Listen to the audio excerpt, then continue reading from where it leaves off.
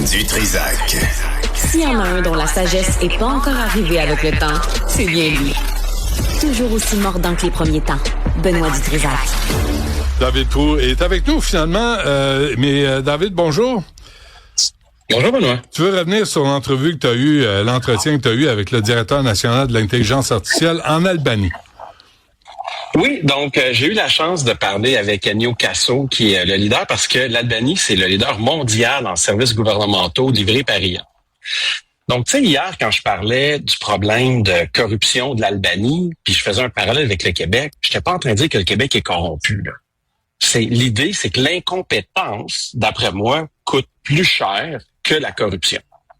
Au Québec. Puis on l'a vu dans le rapport au Québec. Donc, moi, je pense qu'au Québec, c'est un problème de compétence. On l'a vu là avec le rapport de l'Autorité des marchés publics. Tu sais, où tu as des gens qui connaissent pas ça, qui pilotent des projets. Tu sais, c'est un peu comme, tu sais, il n'y a pas de pilote dans l'avion. Fait que moi, je préférais avoir un pilote compétent corrompu que pas de pilote.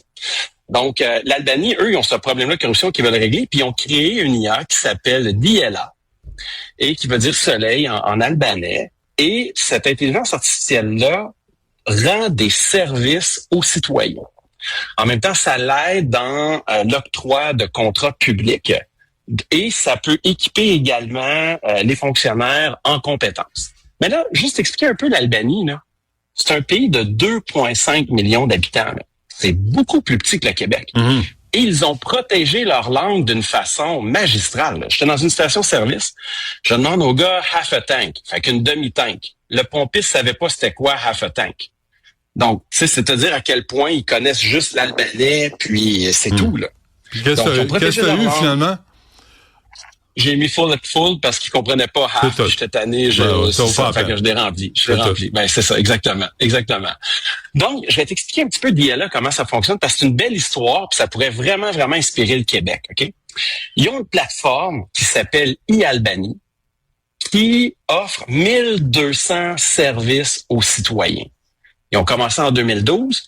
Ils ont lancé, quand j'étais là, quand je l'ai rencontré, ils venaient de lancer la version 2.0. Puis ils ont quand même pris le temps de me rencontrer, alors que j'étais un nobody en Albanie, là. Donc, 95% des services de l'État sont couverts par la plateforme. Quand ils ont commencé d'IA, le directeur, là, Ennio Casso, je sais que il y avait des doutes. Si ça va-tu marcher, ça va-tu pas marcher? Diela a remis plus de 100 000 documents officiels aux citoyens. Plus d'1 million d'interactions. Pays de 2,5 millions d'habitants. Plus d'1 million d'interactions avec les citoyens. Et c'est comment ils ont développé ça, Benoît? Ils n'ont pas engagé IBM, ils n'ont pas engagé Accenture, là.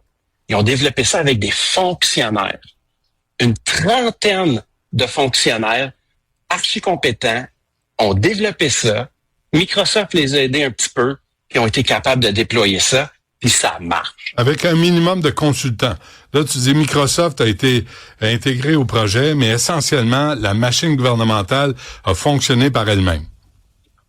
Exactement. Wow. Puis quand je parlais avec M. Casso, j'ai posé des questions, comment t'as fait ci, comment t'as fait ça, il me donnait les réponses. Puis à la fin de l'entrevue, je lui ai dit, M. Casso, vous avez atteint le fond de ma compétence technique. Je ne sais plus quoi vous demander. Est-ce qu'il y a des choses que vous pouvez m'enseigner? Puis il m'a dit, ben non, tu viens moi aussi de couvrir toute ma compétence technique. Donc, on parle vraiment de quelqu'un là sur la coche. Puis il m'a sorti une citation que j'ai traduite en français, puis je veux te la partager. Il a dit, c'est pas... oui, super important. Les fonctionnaires. Là, tu dis, les syndicats ont dû péter leur coche et tout. Non, les fonctionnaires sont soulagés parce qu'ils ont plus à répondre à une tonne de courriels constamment puis des demandes redondantes. Ça a été bien reçu de leur part. Puis, il m'a dit, c'est pas juste une question de salaire dans le secteur public. Il a dit, c'est une question d'efficacité et d'innovation. Quand j'avais fini mon entrevue, je retournais à mon hôtel. Il était 8 heures le soir. Je voyais des fermiers au pic et à la pelle, là. Littéralement, là. Des gens travaillaient le soir, là, leur terre. Puis quand tu vois un fonctionnaire vouloir, et un premier ministre, parce que c'est un projet du premier ministre, qui a eu le courage de faire ça, ben ça, c'est respecter les travailleurs dans les champs. C'est respecter les gens qui travaillent fort.